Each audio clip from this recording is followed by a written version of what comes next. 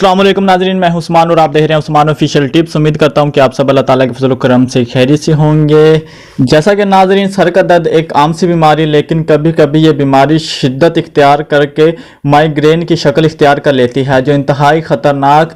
इसलिए मामूली सर दर्द का इलाज भी ज़रूरी है, जबकि सर दर्द को दूर करने के लिए हमेशा गोलियां खाने की बजाय ऐसे तरीके इख्तियार किए जाएं जो दर्द से निजात भी दें और साइड इफ़ेक्ट से भी बचाएं। महंगी दवाएं मत खरीदें। आम तौर पर लोग सर दर्द का आसान हल गोलियां खाने में समझते हैं, लेकिन यह इंतहाई नुकसानदेह है। इस आदत को फौरी छोड़ना चाहिए। सर दर्द की गोलियों में कैप्सूल और कोडीन मौजूद होते हैं, जो साइड इफ़ेक्ट्स का बाइस बन सकते हैं।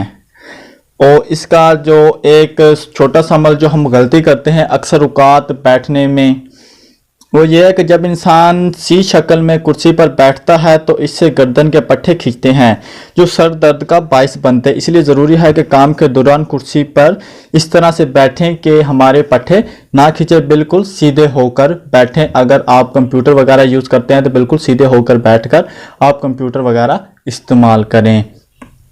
और इसका नाज़रीन छोटा सा इलाज है कि अगर आपके घर में नींबू मौजूद है तो आप एक लेमन ले लें, उसे दरमियान से हाफ काट कर उसे आहिस्ता आहिस्ता अपने माथे पर रगड़ें। सिर्फ चंद मिनट के इस्तेमाल से ही आपके जो सर का दर्द होगा वो बिल्कुल गायब हो जाएगा।